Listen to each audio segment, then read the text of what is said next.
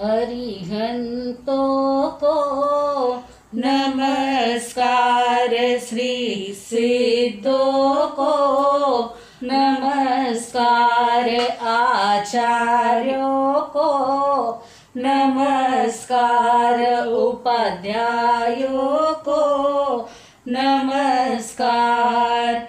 जग में जितने साधु गण है, जग में जितने साधु गण है, मैं उनको वंदू बार बार, मैं उनको वंदू बार बार। अरिहंतों को नमस्कार, श्री सिद्धों को नमस्कार। ध्यान मूलम गुरुर्मूर्ति, पूजा मूलम गुरुपदम, मंत्र मूलम गुरुर्वाक्यम, मोक्ष मूलम गुरुकृपा, मोक्ष मूलम गुरुकृपा। अनंत उपकारी पूज्य वरों के चरणों में कोटिशः वंदन। अनंत उपकारी जन जन के आस्था केंद्र आचार्य सम्राट गुरुदेव पूज्य श्री आनंद ऋषि जी महाराज साहब के पावन स्मृति में शतशः अभिवादन। वर्तमान आचार्य डॉक्टर शिव मुनि जी महाराज साहब, युवाचार्य पूज्य महेंद्र ऋषि जी महाराज साहब, प्रवर्तक पूज्य श्री कुंदन ऋषि जी महाराज साहब के चरण कमल में कोटिशः वंदन। तपस्वी रत्न पूज्य किशन मुनि जी महाराज साहब, श्रुत स्थविरा प्रखर व्याख्याता गुरुनी मैया डॉक्टर पूज्य धर्मशिला जी महासती जी के पावन स्मृति में शतशः अभिवादन। उपस्थित धर्म प्रेमी भाइयों, करुणामूर्ति माताओं तथा बहनों, हम बड़ी साधु वंदना में जम्बू स्वामी का उदाहरण देख रहे हैं। सुधर्माना शिष्य धन धन जम्बू स्वामी। जम्बू स्वामी, जम्बू कुमार रात के समय में अपनी 8 ही पत्नियों के साथ में चर्चा वार्ता कर रहे हैं और ऐसे में प्रभव चोर 7वीं मंजिल पर पहुंच जाता है। वह जम्बू कुमार और 8 ही पत्नियों के बीच में जो वार्तालाप होता है वह सुनता है और बिल्कुल दरवाजा खोल करके जम्बू कुमार के सामने उपस्थित हो जाता है। जम्बू कुमार एक क्षण के लिए तो पूछते हैं कि कौन आ गया, परंतु दूसरे क्षण तेज तर्रार जोर की आवाज निकाल करके कहते हैं कि आप कौन हो और अरे भाई तुम यहाँ कैसे आ गए हो, क्यों आए हो। तब प्रभु अपनी आत्मकथा कहने की शुरुआत कर देता है। मैं कौन हूँ, कहाँ से आया हूँ।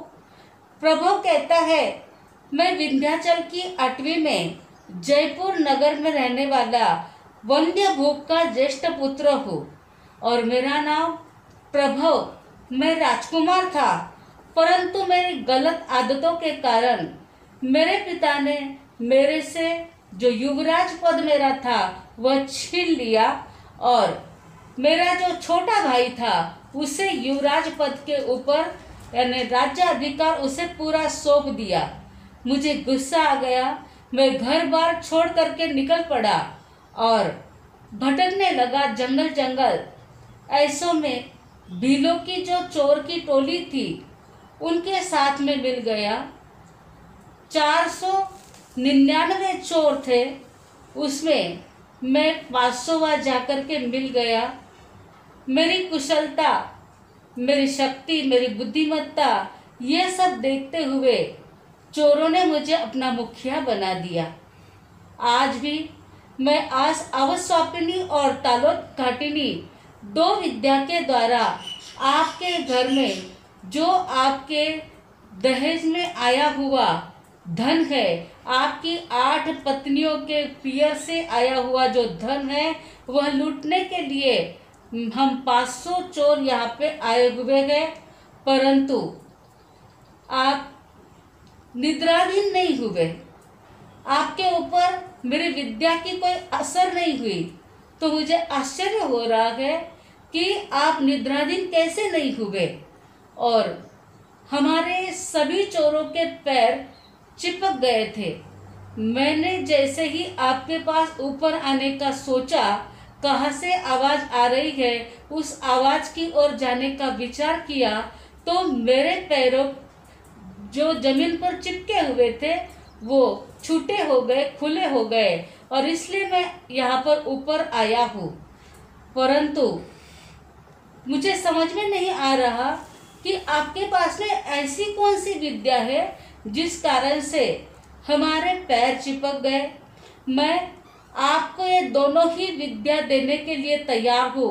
आप मेरी ये दोनों ही विद्या ग्रहण कीजिए और मुझे आपकी जो स्तंभिनी विद्या है वह मुझे दीजिए। तब जम्बू कुमार ने कहा कि मेरे पास में ऐसी कोई विद्या है नहीं, और उस विद्या के द्वारा मैंने आपके पैर चिपकाए भी नहीं है। परंतु मैंने सोचा कि यदि मैं कल दीक्षा ले लूँगा और गांव के सभी लोग यह ना कहे कि सेठ के पुत्र के वहाँ चोरी हो गई, सारा धन चुराया गया, और इसलिए सेठ पुत्र जम्बू कुमार ने और पूरे परिवार ने दीक्षा ले ली। मेरे धर्म को कोई धक्का न लगे, मेरे जिनेश्वर भगवान के धर्म की कोई निंदा न करे, इसलिए मैंने मात्र नवकार मंत्र का ध्यान किया था। और जैसे ही मैंने नवकार मंत्र का ध्यान किया तो आप लोगों के सबके पैर चिपक गए। यह तो अपवाद के लिए, यानी कोई अपवाद ना कहे, मेरे धर्म को धक्का ना लगे, इसलिए मैंने धर्म कला का ही प्रयोग किया था। और आपके पास में जो भी कलाएं हैं, जो भी विद्याएं हैं, वे सारी निरर्थक है। मात्र एक धर्म कला ही सार्थक है, बाकी दुनिया की कोई भी कला में कोई अर्थ नहीं है। बाकी की विद्याएं सारी निरर्थक है। और इसीलिए इन 8 ही अप्सरा जैसी मेरी पत्नियों को समझाकर कल मैं सुधर्मा स्वामी के पास में संयम लेने के लिए जाने वाला हूँ। इस प्रकार जम्बू स्वामी ने प्रभु चोर को कहा। मैं माता पिता, ये अप्सरा के समान पत्नियां, धन संपत्ति, सारा परिवार सबको छोड़ करके मैं सुधर्मा स्वामी के पास में जाऊंगा, क्योंकि भोगों में दुख अपार है। खंडित सुखा बहुकाल दुखा, क्षण भर के लिए सुख जो लगता है वह अनंत काल तक दुख देने वाला होता है। ये मदबिंदु के समान सुख है। जैसे मदबिंदु मुंह में आता है तब तक तो मीठा लगता है, लेकिन मधुमक्खियां जब काटती है तो परेशान हो जाते हैं। इसलिए ये क्षणिक सुख के लिए मैं इस संसार में भ्रमण करने वाला नहीं हूँ। और हे प्रभु, मैं तुझे भी कहता हूँ कि इस अंतर आत्मा में अनंत शक्ति का भंडार भरा हुआ है, तो क्यों चोरी आदि करके अपने अंतर आत्मा को दुखी करते हैं। काव्य की भाषा में यदि कहे तो है तेरे अंतर में अनंत आनंद सिंधु लहराता, तू क्यों बाहर भर माता, फिर क्यों बाहर भर माता। क्यों एक बिंदु मद बूंद स्वादहीन जन्म मरण दुख पाता, तू क्यों पर में ललचाता, तू क्यों पर में ललचाता। हे प्रभु, ये मधबिंदु के समान एक बूंद जो एक क्षण के लिए तो मीठी लगती है, ऐसे एक मधबिंदु के समान क्षणिक सुख के लिए जन्म मरण के दुखों में क्यों पड़ते हो, क्यों इस संसार से ललचा रहे हो। इसलिए जाग जाओ। सुख दुख दोनों क्षण भंगुर है, फिर हर्ष शोक क्या करना। फिल्म हॉल में बैठ के पगले क्या हंसना क्या रोना।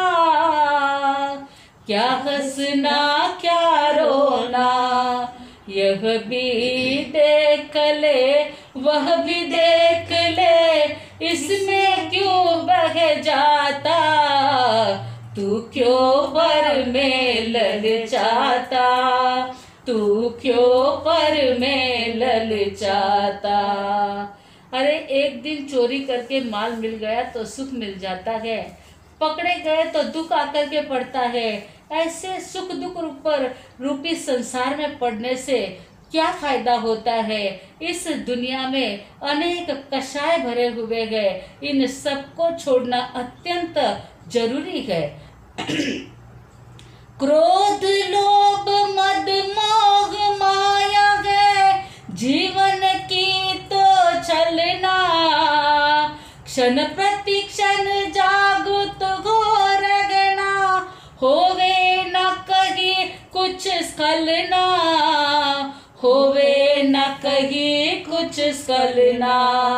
जो सावचेत जो सावधान वो सत्वर मंजिल पाता, तू क्यों पर में ललचाता, तू क्यों पर में ललचाता।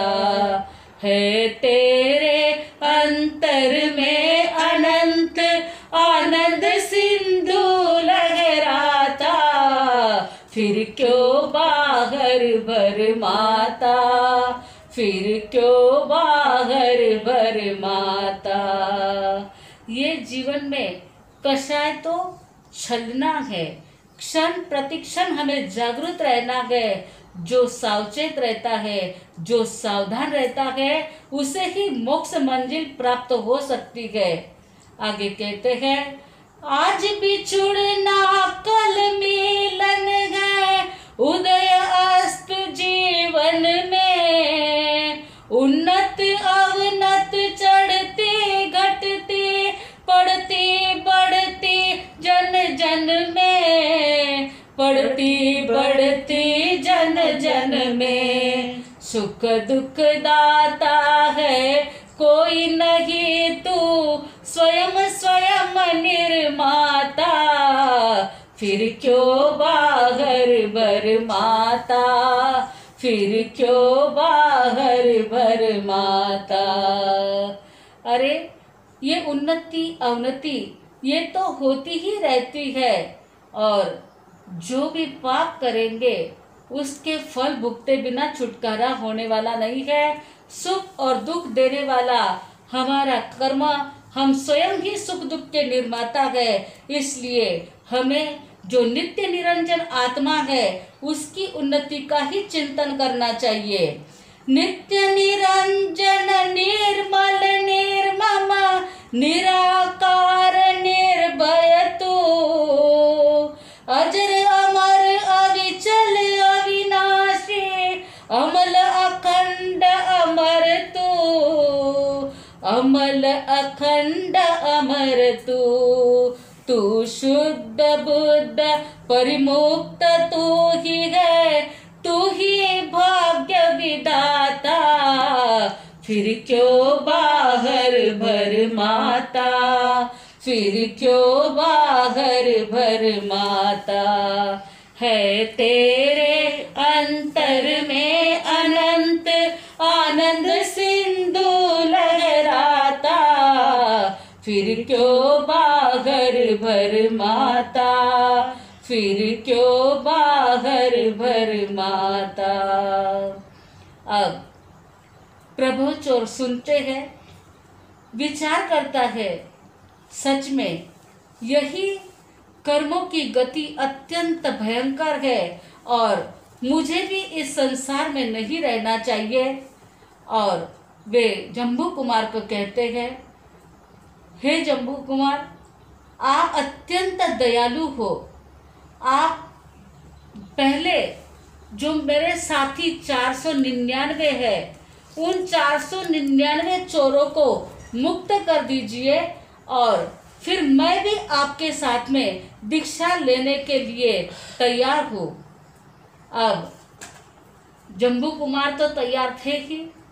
जम्बू कुमार और प्रभु की वार्ता सुनने के बाद जब जम्बू कुमार को प्रभु कहते हैं कि आपने अंतर आत्मा की बातें तो बहुत बता दी है, परंतु वैदिक ग्रंथों में, पुराणों में कहा है कि जब तक पुत्र नहीं होता है तब तक उसकी मुक्ति नहीं होती है। इसलिए पहले पुत्र रत्न को प्राप्त करे, बाद में मुक्ति की बातें करे। तब जम्बू कुमार कहते हैं, गति देने वाला कोई पुत्र नहीं होता है, अपने कर्मों से ही गति प्राप्त होती है। इस प्रकार कहते हैं। आठों ही पत्नियों ने तो पहले सोचा था कि चलो अपना पक्ष लेने वाला कोई आ गया है, क्योंकि प्रभु चोर भी कहते थे कि धन चाहिए, संपत्ति चाहिए, पुत्र चाहिए, परिवार चाहिए, सब कुछ चाहिए। परंतु जब प्रभु चोर ने भी कह दिया कि आपकी बात सत्य है, अपने कर्म ही हमें गति देते हैं, सदगति और दुर्गति अपने कर्मों के कारण होती है। यह जब सुनकर प्रभु चोर भी कहता है कि आप ये 499 चोरों को मुक्त कर दो, फिर मैं भी आपके साथ में दीक्षा लेने के लिए तैयार हूँ। तब आठों ही पत्नियों का धैर्य खत्म हो जाता है। उसमें जो प्रथम पत्नी है वह कहती है कि आप तो दुष्कर्म करने वाले, जंगलों में घूमने वाले, और आपके कारण आप तो दुख ही इकट्ठा करते हो और लोगों को भी महादुखी बनाने वाले गए। आपके हिसाब से तो आपका दीक्षा लेना बहुत अच्छा है, परंतु जो सुखी है और दुनिया को भी सुखी बना रहे हैं, उनको जानबूझकर कष्टों को आमंत्रण देना ये कहाँ तक योग्य है। इसलिए आप जम्बू कुमार को कहती है पत्नियां कि आप संयम लेने की बात छोड़ दीजिए। ऐसी पत्नियों के साथ में और प्रभु के साथ में चर्चा वार्ता करते करते पूरी रात पूरी हो जाती है और आठों ही पत्नियां जम्बू कुमार की वैराग्यमय बातों से ऐसी रंग जाती है कि आठों ही दीक्षा लेने के लिए तैयार हो जाती है। अब आठों पत्नियां, प्रभु चोर, ये सब माता पिता के पास में जाते हैं। जम्बू कुमार के माता पिता को भी जम्बू कुमार ने समझा दिया और वे भी दीक्षा लेने के लिए तैयार हो जाते हैं। अब जैसे ही इन आठों ही पत्नियों के माता पिता को पता चलता है कि हमारी 8 कन्याएं, जवाई और बैजी बेंजिसा ये सब दीक्षा लेने के लिए निकल पड़े हैं, तो वे आठों ही कन्या के माता पिता भी दीक्षा लेने के लिए तैयार हो जाते हैं और 499 चोरों को भी जम्बू कुमार की बात गले उतर जाती है। इस प्रकार प्रभव आदि 500 चोर, 8 पत्नियों के साथ में जम्बू कुमार और 9 ही जन के माता पिता, इस प्रकार 527 जन दीक्षा लेने के लिए सुधर्मा स्वामी के चरणों में पहुंच जाते हैं। सुधर्मा स्वामी के चरणों में दीक्षा लेकर के जम्बू स्वामी 14 पूर्व और द्वादशांगी के ज्ञाता बन जाते हैं। वीर संवत 1 में 16 वर्ष की आयु में जम्बू कुमार दीक्षा लेते हैं और जब वे 13 वर्ष के थे, यानी 13 वर्ष दीक्षा पर्याय के, तब वीर संवत 13 में सुधर्मा स्वामी को केवल ज्ञान, केवल दर्शन हो जाता है। वीर संवत 13 में सुधर्मा स्वामी को जब केवल ज्ञान, केवल दर्शन प्राप्त हो जाता है, तो जम्बू स्वामी को उनके पाठ पर विराजित किया जाता है, यानी आचार्य परंपरा सुधर्मा स्वामी से चलती है और जब उनको केवल ज्ञान हो जाता है तो उनके पाठ के ऊपर जम्बू स्वामी विराजित हो जाते हैं। जम्बू स्वामी जब दीक्षा पर्याय उनका 20 वर्ष का होता है, तब उन्हें केवल ज्ञान, केवल दर्शन प्राप्त हो जाता है और 44 वर्ष तक वे केवली पर्याय में रहते हैं। यानी 20 वर्ष के थे, 20 दीक्षा पर्याय के थे, तब केवल ज्ञान और 44 वर्ष तक केवली पर्याय में रहे। इस प्रकार 64 वर्ष तक वह दीक्षा पर्याय में रहते हैं। 16वें वर्ष में उन्होंने दीक्षा ली। 80 वर्ष की आयु पूर्ण करके जम्बू स्वामी निर्वाण को प्राप्त हो गए। उनके पाठ पर परंपरा, जो पाठानुपाठ की परंपरा थी आचार्य की, उनके पाठ पर प्रभव स्वामी को विराजित किया गया। इस प्रकार भगवान महावीर स्वामी के पाठ पर सुधर्मा स्वामी विराजे, इसलिए उनके द्वारा रचित द्वादशांगी का प्रवर्तन जम्बू स्वामी ने किया। यह जिनवानी भगवान महावीर स्वामी के 21,000 वर्ष के शासनकाल तक जन कल्याण करती रहेगी। और इसीलिए साधु वंदना में कहा है, सूत्र प्रवर्तातिक जगमा राख्यू नाम, यानी सूत्र का प्रवर्तन करके जम्बू स्वामी ने और सुधर्मा स्वामी ने और जम्बू स्वामी ने जग में नाम रख लिया है। हमारे ऊपर उनके अनंत अनंत उपकार है। जो 11 अंग आदि हम पढ़ते हैं, उसके लिए सुधर्मा स्वामी और जम्बू स्वामी के उपकार है, जो आज हम जिन शासन को अच्छी तरह से जान सकते हैं। इस अवसर्पिणी काल के अंतिम केवली जम्बू स्वामी हुए। उनके बाद में 10 बोल का विच्छेद हो गया। उसमें मन पर्योग ज्ञान, परम अवधि ज्ञान, केवल ज्ञान, क्षपक श्रेणी, उपशम श्रेणी, पुलाक लब्धि, आहारक लब्धि, मोक्ष मार्ग, जिनकल्पी साधु और 3 प्रकार के चारित्र, परिहार विशुद्धि, सूक्ष्म शरीर संपराय और यथाख्यात चारित्र, इन 3 प्रकार के चारित्र का विच्छेद हो गया। इस प्रकार से इस अवसर्पिणी काल के अंतिम केवली जम्बू स्वामी को नमन करके हम हमारे जीवन में भी ज्ञान दर्शन चारित्र को अपनाएंगे तो आत्मा का कल्याण होगा। बोलो भगवान महावीर स्वामी की जय। आज के प्रश्न, जम्बू कुमार ने कौन सी कला का सार्थक माना? कौन सी कला को सार्थक माना? जम्बू कुमार ने कौन सी कला को सार्थक माना? यह पहला प्रश्न है। दूसरा प्रश्न, प्रभव चोर को कौन सा उदाहरण दिया? प्रभव चोर को जम्बू कुमार ने कौन सा उदाहरण दिया? तीसरा प्रश्न है, जम्बू स्वामी का दीक्षा पर्याय कितना है? जम्बू स्वामी का दीक्षा पर्याय कितना है? यह तीसरा प्रश्न है। अपने नोटबुक में सवाल और जवाब लिख लेना है। आज के सामूहिक पचकान, भोजन के पहले 5 नवकार मंत्र गिनना। भूल जाओ तो दिन भर में 11 नवकार मंत्र कभी भी गिन लेना। आज सोते पहले अपने घर में जो भी बुजुर्ग है उन्हें जय जिनेंद्र कहना है, उनके पैर छूना है। बड़े महाराज साहब अभी आपको पचकान देंगे, उसके बाद मंगल पाठ। भोजन के पहले 5-5 नवकार मंत्र गिनना। भूल जाओ तो 11 नवकार मंत्र दिन भर में कभी भी गिन लेना। सोते पहले अपने से बड़े का चरण स्पर्श करके जय जिनेंद्र कहना। धारणा प्रमाणे उपयोग से पचकान ओ श्रे।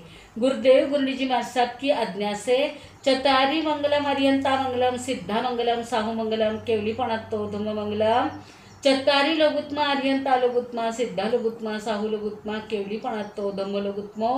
चतारी शरणं पवज्जामि, अरियंते शरणं पवज्जामि, सिद्धे शरणं पवज्जामि, साहू शरणं पवज्जामि, केवली पणत्तं धम्मं शरणं पवज्जामि। 4 शरणा, दुख हरना, सुख करना, आनंद करना, मंगल करना, सकल कार्य सिद्ध करना, औरन शरणों कोई, जो भवित प्राणी आदरे तो अक्षय अविचल पद हो। बोलो भगवान महावीर स्वामी की जय।